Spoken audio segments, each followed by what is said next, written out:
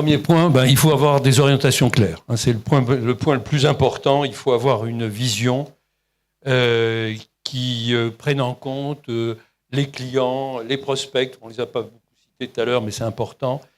Les évolutions des produits, car tous les produits évoluent en permanence, et les processus de mise en œuvre.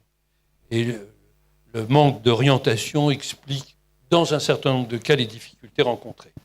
Deuxièmement, ça se traduit par une vision stratégique.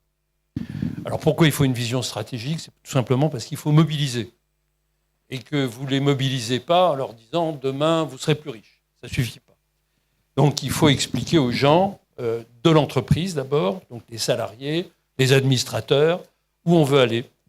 Et puis ensuite, il faut informer les clients et les prospects de ce que l'entreprise doit normalement devenir. Donc c'est d'émettre un certain nombre de messages clairs. Et pour reprendre ce que Guy disait, c'est le rôle du conseil d'administration, fondamentalement. Ça ne se délègue pas. Ce n'est pas un consultant qui passe dans le couloir qui va faire ce boulot. C'est les entrepreneurs responsables de l'entreprise. Et dans cette réflexion, troisième point, c'est de mesurer la valeur créée dans l'entreprise. Alors, Almiro, tu disais que tu ne sais pas ce que c'est la valeur. Moi, je sais ce que c'est. C'est les salaires. Il y a une définition officielle. C'est les salaires, c'est les amortissements, c'est les bénéfices de l'entreprise et les impôts qu'on paye. Bon, il faut augmenter la valeur ajoutée créée et ça se fait principalement par l'augmentation du chiffre d'affaires. Donc, c'est des nouveaux produits, des nouveaux services qui permettent de justifier. Et puis, naturellement, grand classique de l'informatique, il faut aussi contribuer à la baisse des coûts. Très souvent, il faut se rappeler, l'informatique a contribué à l'augmentation des coûts. Pensez au passage des logiciels comptables anciens ou logiciels intégrés. On a multiplié les coûts par 4. Est-ce qu'on a augmenté l'efficacité de l'entreprise par 4 ? Est-ce qu'on a diminué par 4 les coûts comptables ? L'enquête auquel tu faisais référence était justement sur les coûts comptables.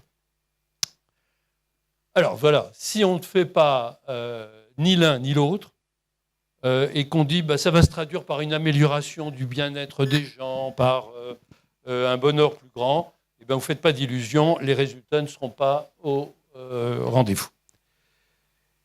Quatrième point, il faut définir de manière assez précise ce qui doit être transformé. On ne transforme pas tout de suite. L'idée qui a été évoquée tout à l'heure de construire une entreprise à côté de l'entreprise, moi personnellement, me semble très dangereuse. Car on risque d'avoir des problèmes de concurrence. Rappelez-vous ce qui s'est passé chez IBM avec la division PC. Résultat, il n'y a plus de division PC.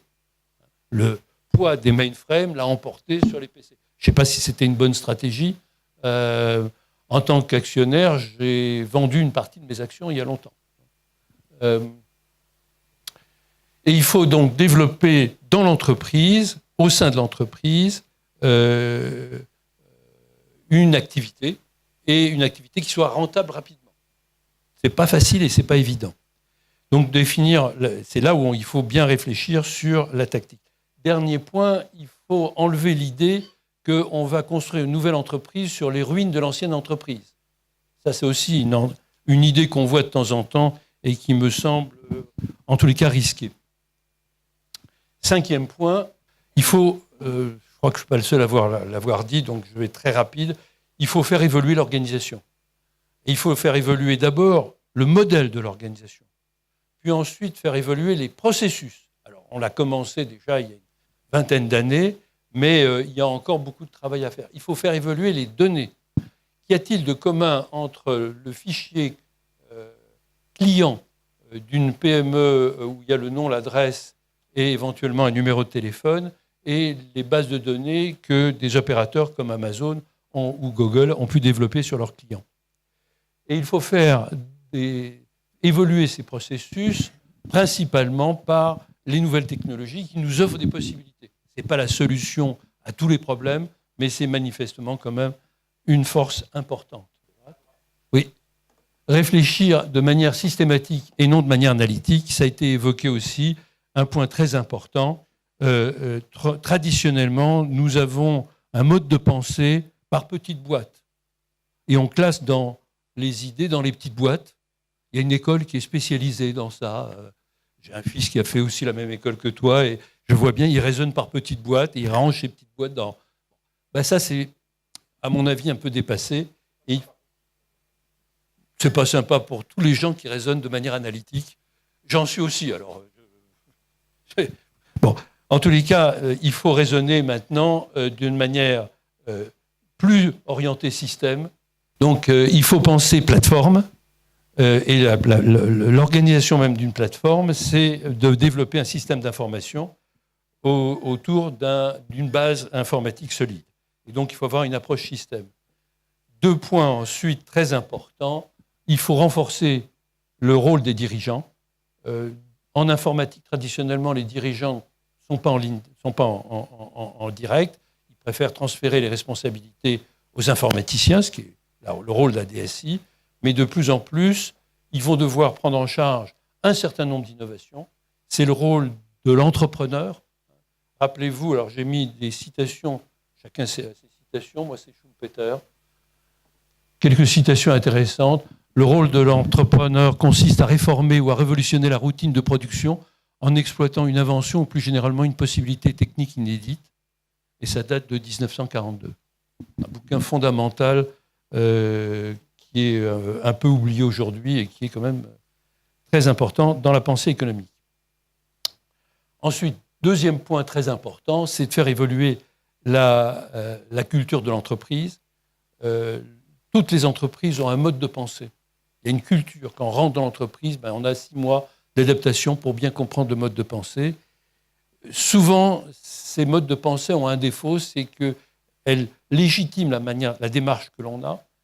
Traditionnellement, quand un client arrive, voilà ce qu'on doit faire, on a une séquence opératoire. Quand un nouveau produit sort, il y a une séquence opératoire, etc. Et quand on veut changer, on s'aperçoit que très souvent, l'argument qu'on entend, c'est « on n'a jamais fait comme ça ». Ça, c'est quelque chose qu'il faut faire évoluer. Il faut arriver sur un état d'esprit où, au contraire, on attend des innovations, des changements positifs qui amélioreront l'efficacité de l'entreprise.